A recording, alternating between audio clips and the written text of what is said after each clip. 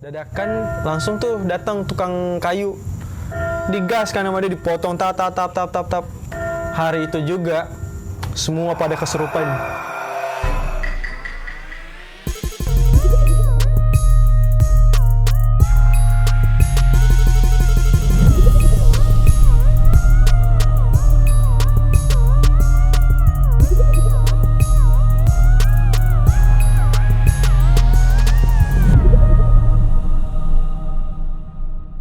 Balik lagi di channel The Mystic bareng kita yang nggak sih yang bakal nyeritain cerita mistis. Ada gua Iki, Ada gua Wilman, Ngomba. masih bertiga ya. masih bertiga nih dengan tempat yang sama. Waktu yang sama. Iya, kita sekali take berapa ini? Kali take demi ini kalian 300. 300-in. Iya. Gila. Ya, silakan menikmati pemandangan di belakang ya. Ya, ada Karena kuda nih namanya. ada kuda, terus di belakang juga ada itu apa kucing. namanya? Iya, ada kucing tuh di belakang tuh. Sedap tuh. Tuh, lihat tuh ya. Udah tahu. Oke. Nah, jadi cerita ini sih di 2012 Di mana tuh? Sumatera Utara. Ini Jauh, daerah gua. Jauh nih, baru Sumatera pertama nih. kali nih ya. Iya, Sumatera. Jadi ceritanya ini gua waktu masih SMA, SMK. Cuman kejadiannya bukan di sekolah gua, ada sekolah lain di daerah gua kan. Cuman anak sekolahan ini gua sering nongkrong bareng di kayak ada dulu di situ ada satu warung kecil. Nah, di situ semua anak-anak sekolah dari sekolah A, B, C itu semua gabung di situ, nongkrong di situ. Pada ya nyemok-nyemok lah tipis-tipis ya kan. Nah, Terganggu. yoi. Cuman awal ceritanya itu dari sekolah temen gue ini, apa namanya, di sekolah mereka itu jadi kayak ada pohon mangga gede, itu tepatnya itu di belakang ruangan kepala sekolah. Nah, kebayang kan kalau misalnya kayak buah mangga itu berbuah, pasti buahnya itu akan jatuh. Kalau udah matang kan jatuh. Nah, jatuhnya itu pasti di genteng di atapnya si ruangan kepala sekolah, ruangan guru-guru gitu. Nah, si guru-guru ini terganggu dong sama kepala sekolahnya juga karena sering kaget-kaget. Kan itu pakai ini kan. Asbes sebenarnya. Iya. Jatuh tuh, jedar gitu.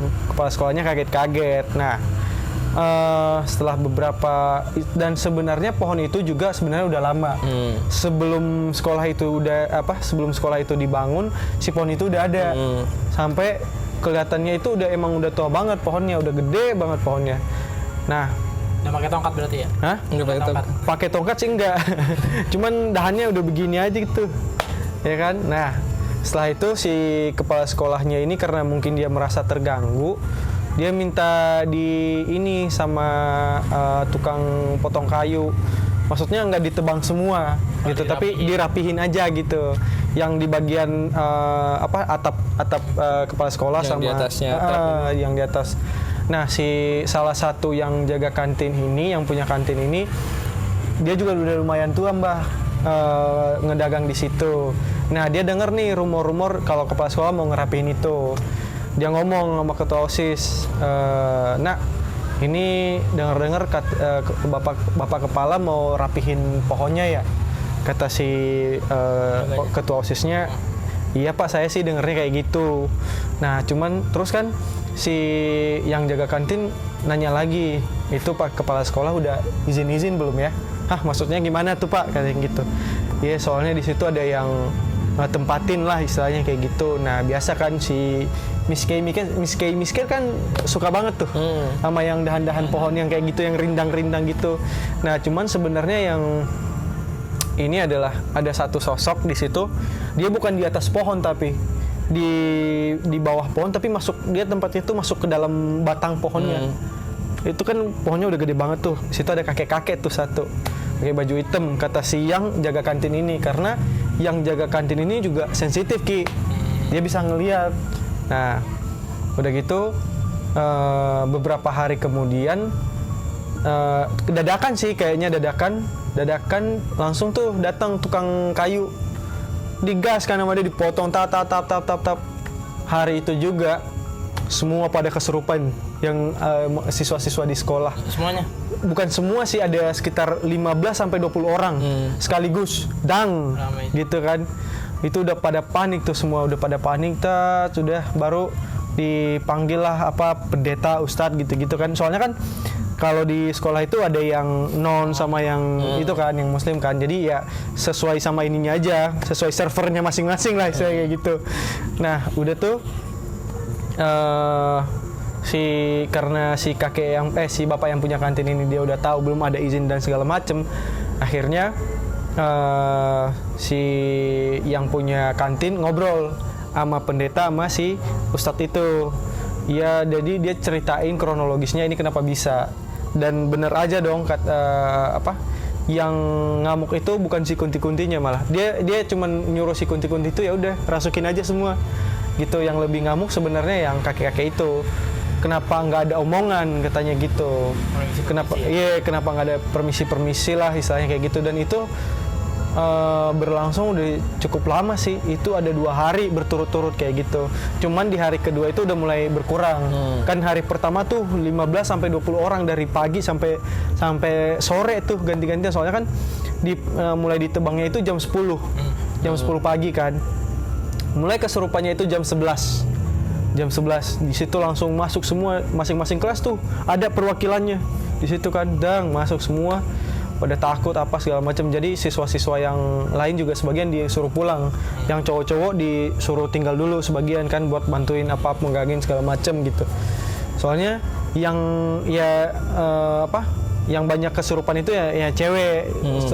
Di tempat-tempat lain kan juga gitu ya, di sekolah-sekolah biasanya cewek yang lebih banyak. Cuman ada beberapa cowok yang ya bisa kemasukan juga, yang kemasukan. Nah, itu sebenarnya yang diantisipasi guru-guru, karena ketika si cowok-cowok ini yang kerasukan malah lebih rusuh. Iyalah. Malah lebih rusuh jadinya. Gitu. Nah, akhirnya si pendeta masih ustadz ini ya udah mereka sambil berdoa masing-masing. Si bapak yang punya kantin ini dia ajak ngobrol si kakek itu. Nah, ini kan mereka udah potong, nggak ada permisinya. Nah, supaya si kakek ini bisa maafin mereka kayak gimana, harus diapain gitu. Katanya saya nggak mau minta apa-apa, cuman harus ada omongan sebenarnya, karena kan ini kita udah masing-masing.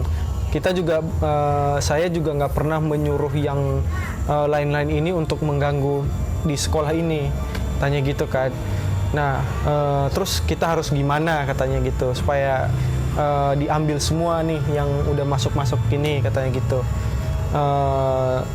Cari aja tempat mereka gitu, kata si kiai lagi, kata si kakek ini kan.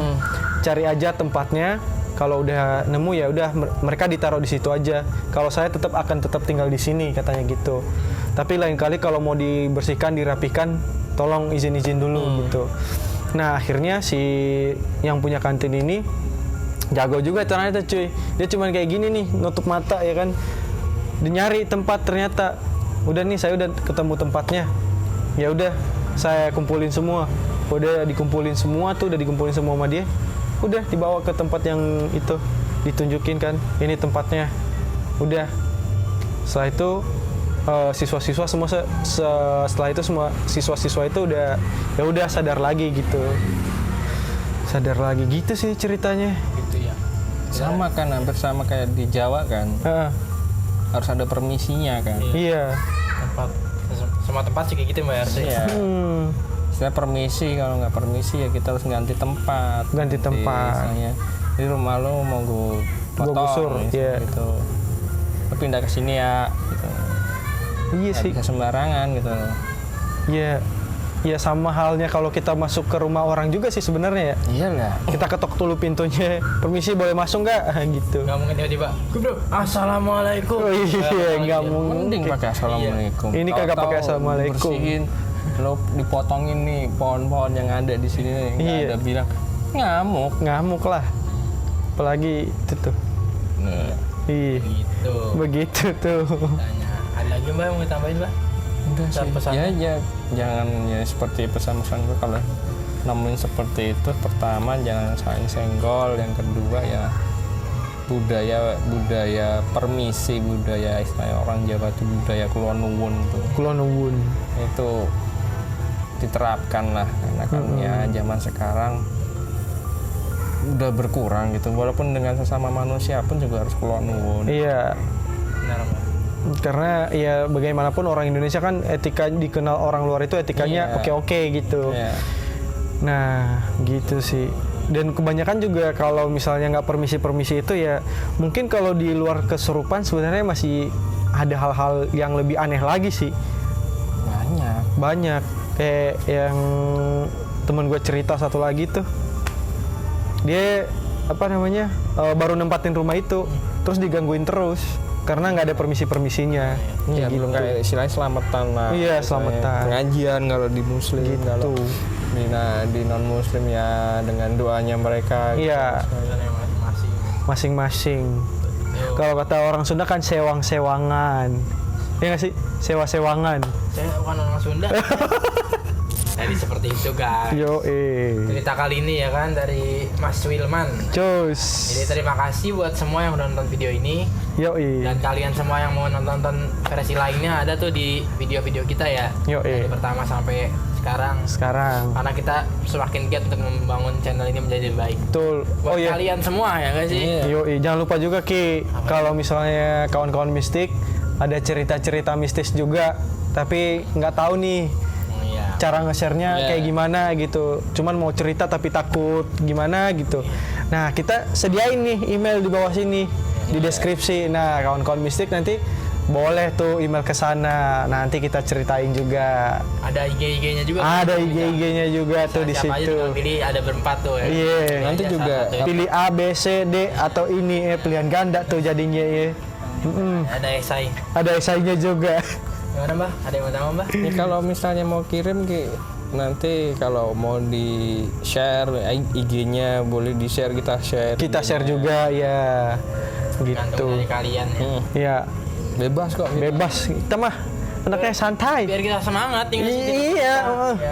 Udah banyak sih yang ngirim cerita lewat email, lewat DM Instagram ya udah banyak tuh. Tapi banyak juga yang emang namanya nggak mau disebutkan. Betul. Demi kenyamanan bersama ya. sama aja. Oh iya.